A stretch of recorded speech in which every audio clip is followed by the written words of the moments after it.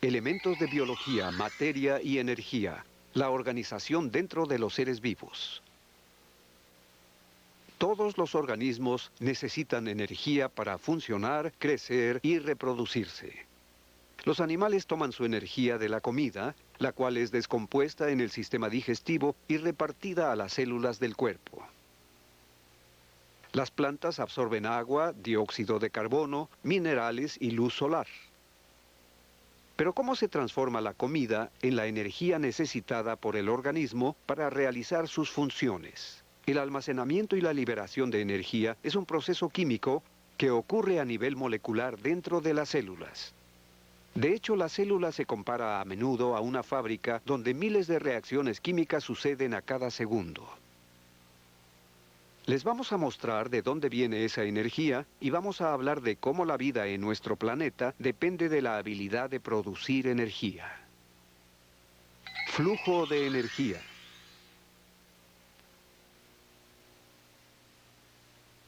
La cantidad global de energía en el universo se mantiene constante. Puede cambiar de forma o de estado, pero nunca puede perderse y nunca puede crearse más. Sin embargo, cuando una energía se transforma de una sustancia a otra, parte de la energía se convierte en calor y ya no puede trabajar. Por eso, todos los seres vivos necesitan un ingreso energético constante. También por eso necesitamos comer todos los días.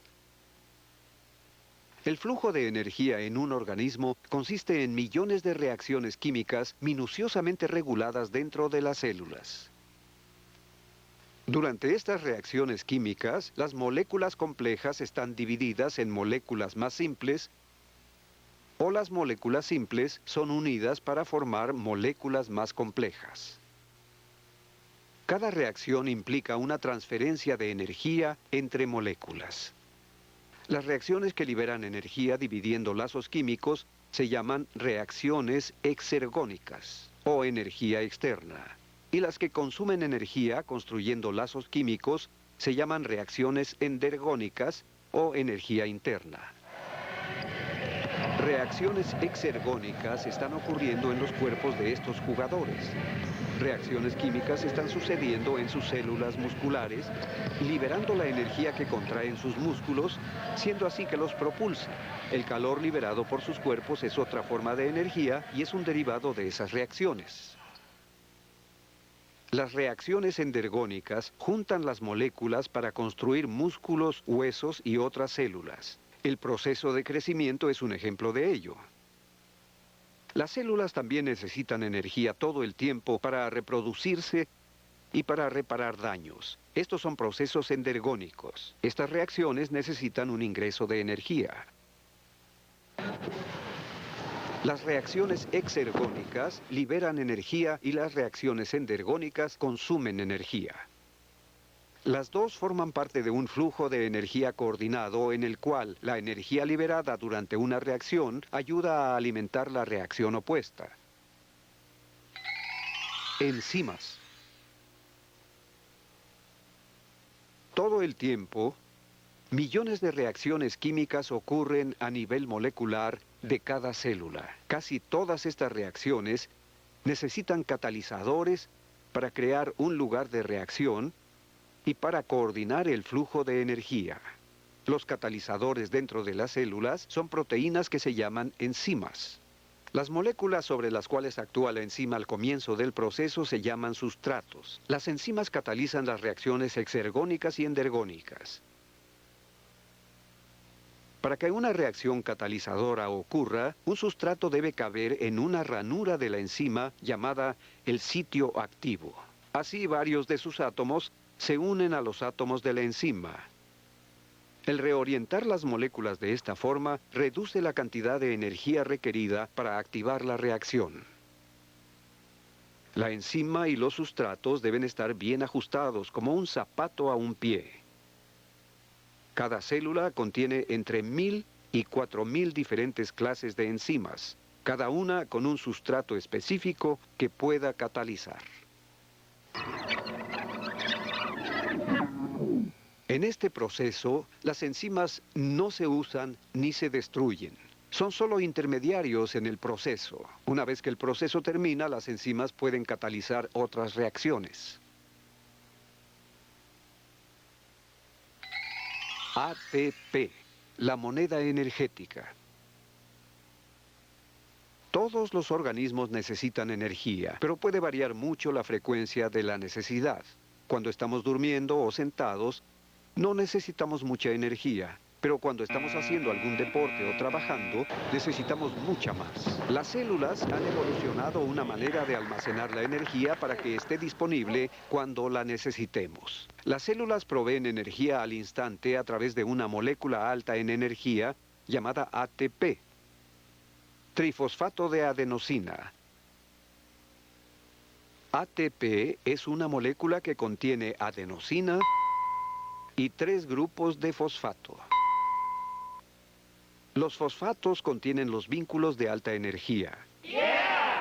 Los vínculos de fosfato requieren muy poca activación para romperse, y cuando se rompen liberan mucha energía. Cuando las enzimas están catalizando una reacción endergónica, las moléculas simples se unen químicamente y crean un producto de moléculas más complejas. ATP provee la energía requerida para crear esa reacción. ATP provee energía de la siguiente manera. El vínculo que une el último grupo de fosfato al resto de la molécula ATP es separado, liberando así la energía requerida. La molécula ATP se modifica en el proceso para convertirse en ADP, adenosindifosfato, y en un grupo de fosfato. Cuando las enzimas están catalizando una reacción exergónica, los lazos químicos de los sustratos se rompen, liberando energía que es atrapada, uniendo de nuevo el ADP y el fosfato para reconstruir la molécula ATP. Las células siempre tienen a la mano ATP, ADP y grupos de fosfato. Este es un proceso cíclico muy eficiente donde el ATP, ADP y los grupos de fosfato siempre se están reciclando, capturando, llevando y liberando energía. Estas cadenas de reacciones siempre mueven, almacenan y liberan la energía necesaria para realizar las actividades vitales de la vida. Fotosíntesis. Cuando se busca su origen, la energía que todos los seres vivos usan es el sol. Solo las plantas, las algas y algunos organismos unicelulares tienen la habilidad de hacer fotosíntesis. Los biólogos los llaman autótrofos porque se alimentan por sí mismos. Los organismos que no pueden hacer fotosíntesis se llaman heterótrofos. Los seres humanos son heterótrofos, al igual que todos los animales y varios organismos unicelulares. La recolección de luz solar a través de la fotosíntesis es un proceso químico complicado y de varias etapas. Básicamente lo que ocurre es que la luz provee la energía para convertir el agua y el dióxido de carbono del aire en glucosa y en oxígeno. La glucosa es un azúcar usado por las plantas como fuente de energía. La fotosíntesis ocurre en las hojas de las plantas. Dentro de estas hojas hay células con orgánulos llamados cloroplastos y dentro de los cloroplastos hay sacos aplanados llamados tilacoides.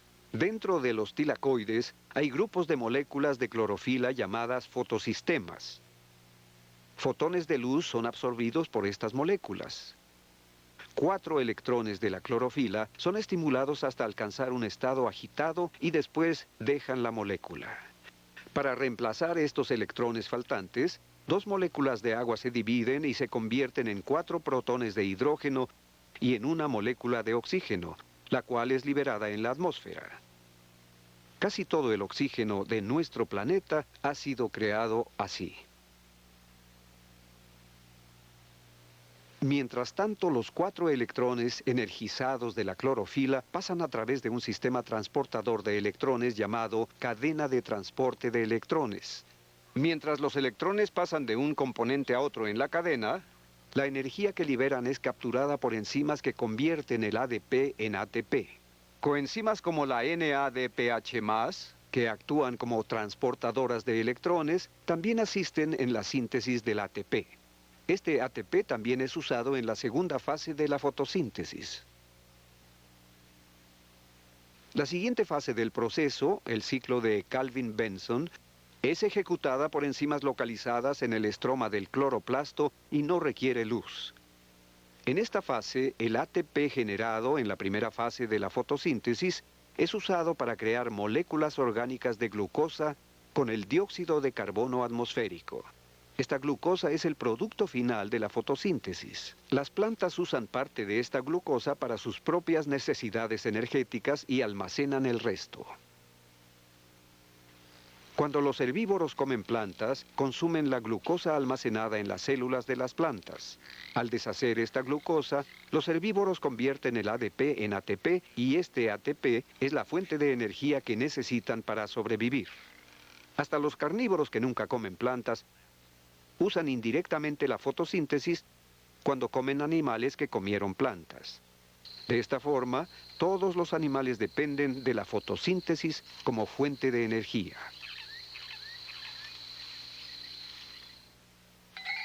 Glucólisis y respiración celular. Las plantas crean su propia glucosa, pero tanto los animales como las plantas deben deshacer esa glucosa y capturar la más grande cantidad de energía química posible. En las moléculas de ATP, lo hacen a través de la glucólisis y de un proceso llamado respiración celular. En la glucólisis, la primera etapa del proceso, la molécula glucosa es partida en dos, liberando un par de moléculas de 3 carbonos llamada piruvato. Sin embargo, la liberación neta de ATP es solo de 2 moléculas. ¿Solo 2? El proceso de la respiración celular comprende 3 etapas: oxidación del piruvato, el ciclo de los ácidos tricarboxílicos y la cadena respiratoria. Ocurre en las células de plantas y de animales en los orgánulos llamados mitocondrias. Las moléculas pirúvicas producidas por la glucólisis son fragmentadas aún más a través de reacciones de oxidación y se convierten en acetilcoenzima A, la materia prima del ciclo de Krebs. Este ciclo es una serie de reacciones que produce un ATP para cada molécula de acetilcoenzima A y libera muchos electrones que se usan en la siguiente fase. La tercera fase se llama fosforilación oxidativa. Los procesos y las reacciones químicas que ocurren en la cadena producen 32 moléculas adicionales de ATP. Todas estas moléculas de energía se pueden usar en las células para conducir las millones de reacciones químicas necesarias para vivir.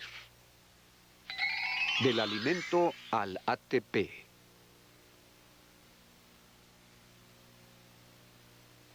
La energía para todos los procesos de la vida proviene de la comida. En las plantas, la fotosíntesis produce la glucosa, una forma relativamente sencilla de alimento. Sin embargo, los alimentos consumidos por los animales son una mezcla de proteínas, carbohidratos y lípidos. Estos alimentos son una forma mucho más compleja de energía y requieren ser digeridos para poder proveer ATP a las células. Lo primero que sucede en el proceso digestivo es que las enzimas convierten las moléculas complejas en moléculas más simples, las cuales son luego entregadas a las células a través de la sangre. Los carbohidratos de las pastas, el pan y los vegetales son convertidos en glucosa. Luego entran al proceso de glucólisis y de respiración celular antes de ser transformados en ATP. Las proteínas encontradas en alimentos como la carne, productos lácteos y nueces son convertidos en aminoácidos.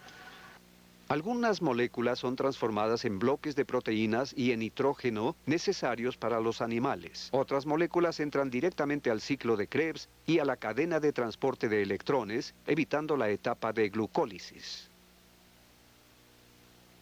Los lípidos encontrados en alimentos como el helado, los aceites y los aderezos son divididos en ácidos grasos y glicerina. Algunos de los ácidos grasos entran al ciclo de Krebs y a la cadena de transporte de electrones para convertirse en